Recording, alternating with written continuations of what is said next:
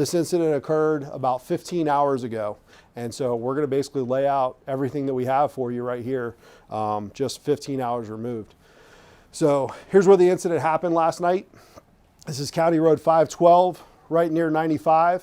This is right in front of the Tractor Supply. There's a RaceTrac that sits right there by it. And so our initial call, which you're going to hear in just a second, was a call to the McDonald's. It was a call about an intoxicated female. Our deputy responded to the McDonald's as a result of that call. The McDonald's is our jurisdiction. This area here where Tractor Supply and RaceTrac is actually the Fellsmere Police Department jurisdiction. So our deputy is on a call at the McDonald's. He actually is pulled up at the gas pumps. And so you're going to hear the initial call of why he's there. But then the thing I want you to know is while he's on that call, which he's already cleared, he hears a disturbance at the RaceTrac. He hears things happening, and that's what draws him over there. So. 911, what is the address for your emergency? Yes, it's not exactly emergency, but it is a problem. It's 9495 108 5th Ave, Vero Beach, Florida. I'm at the McDonald's. Okay. The McDonald's in the Chevron gas station? Yes. Do you need fire, police, or an ambulance? I need the police. There's a girl who's extremely intoxicated. She's being violent. Drunk. She's on pills, and if you look up her police records, you'll get a better understanding of what's going on here. All right, I do have units on the way. If anything changes, just give me a call back, okay? Okay, thank you very much. You're welcome. There's some kind of disturbance at RaceTrac. I haven't been coming up on. He says there's some kind of disturbance at RaceTrac. This guy right here is carrying a knife and a vape pen in his hand. As he approaches the deputy, he goes to attacking him with the knife. The deputy takes off, begins firing shots. As the guy is giving chase, he has the knife. 2106, shots fired. Another man come at me with a knife. Suspect down. Can I get another unit? This is in slow-mo. You can see, and you'll actually see it in his body cam as well. But as soon as he walks up there, he has no clue what's going on here, and all of a sudden this guy is attacking him with a knife. Our deputy makes distance. He's drawing his firearm. The guy is chasing after him with the knife. And that's when he fires the shots. The man goes down. 2106, gentleman's bleeding heavily, still conscious and breathing. Need another unit to assess and render aid. 2218. 2106, just make sure you secure him. We're on the way. Everybody drive safe. This road's nasty. You see the rain? Want to make sure you're It's very rainy. I'm 10-4. I just don't know if he has any other weapons. I don't want to get close enough to have him come at me again with a weapon. All right, understood. Just hold what you got. We're coming. 190, first unit on scene, just advise when EMS can come in. He's going to kick the knife out of the way. I hear another unit. Gentleman's not. There's the knife he just kicked out of the way. Hey, Pete, we got like 4 of us coming. We're right over at Yellow right here. Go. We give a huge shout out to Sebastian Police Department.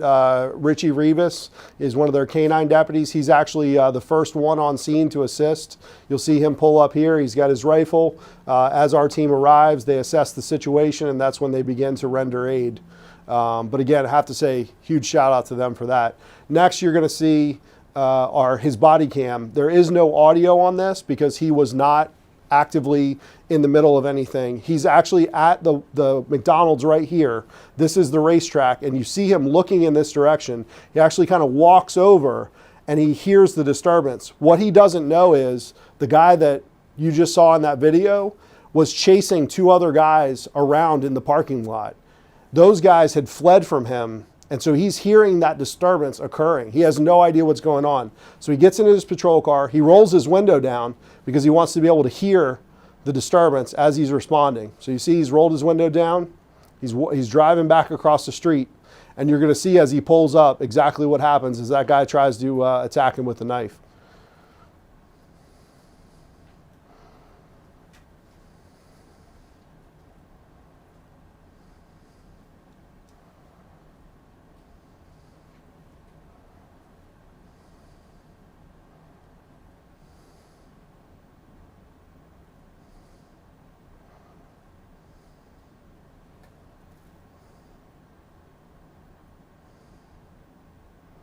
He's on his radio immediately. He's calling for help, saying he needs to render aid.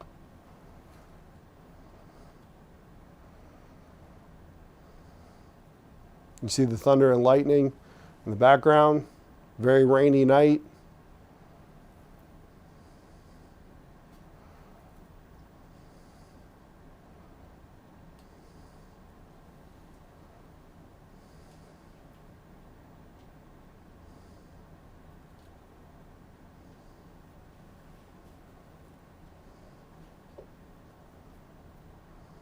This is the knife that the guy had. This is the actual knife that he had, that he approached our deputy with. You can even see the raindrops that are on it as that photo is taken. Here's our suspect, Jeffrey Lee Miller, 6/19 of 82. We have listed here prison time in Florida for robbery, burglary, grand theft, child abuse, multiple felony charges in Pennsylvania and Delaware. Here's what our deputy doesn't know at the time. Jeffrey Miller and his wife are currently living in Palm Bay. They traveled down to Sebastian. They got off at our exit. They were at the RaceTrac sitting there. Their car is there. On the way down, his wife, he had told his wife that he wanted to take out a Palm Bay cop.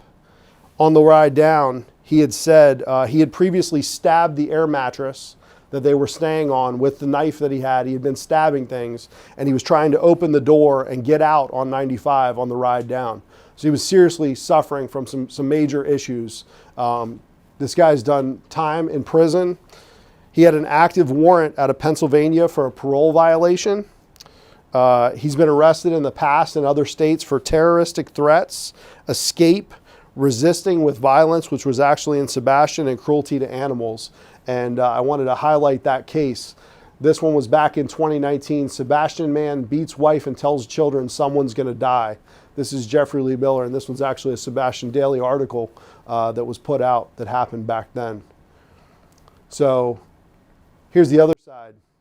This guy's got skin, like skinhead, and an SS tattoo on his chest, huge. He's got a swastika on his upper chest part and a swastika down on his leg as well. He's a known gang-affiliated Nazi guy with serious mental health issues.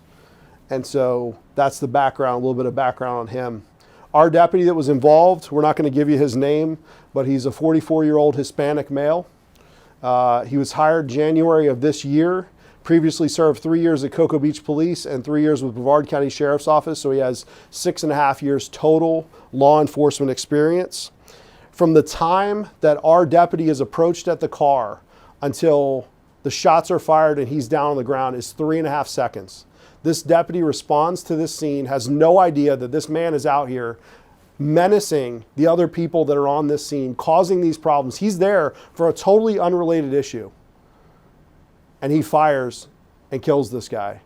Our deputy's a hero today because he did the right thing. He had no idea that those other guys, that all this was going on out there, that this guy was having these issues. He protected himself and he potentially protected the lives of others.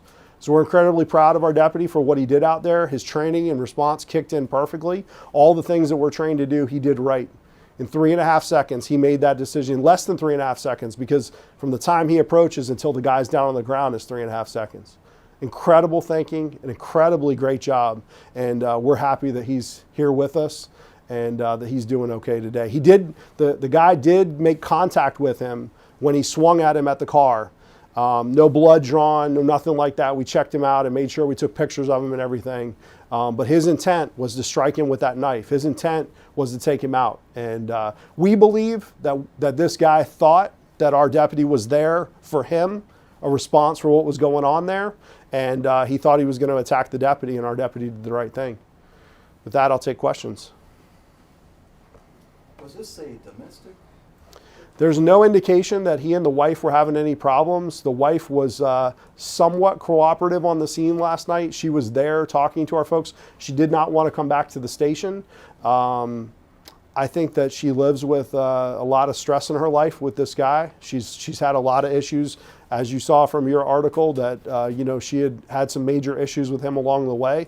And it may be that she's been in a domestic violence situation for some time. I don't know that. I can't say. He does have prior domestic violence charges, but he was definitely terrorizing her, stabbing the the air mattress that they were living on, chasing these guys around the parking lot. And that stuff, we did not release the video of him chasing the guys around the parking lot. We're still working to identify those 2 other people. We believe we have them identified. We're hoping that they'll cooperate with us and testify to what they saw and what they heard out there. But it's clear from the RaceTrac video that he was out to cause a problem.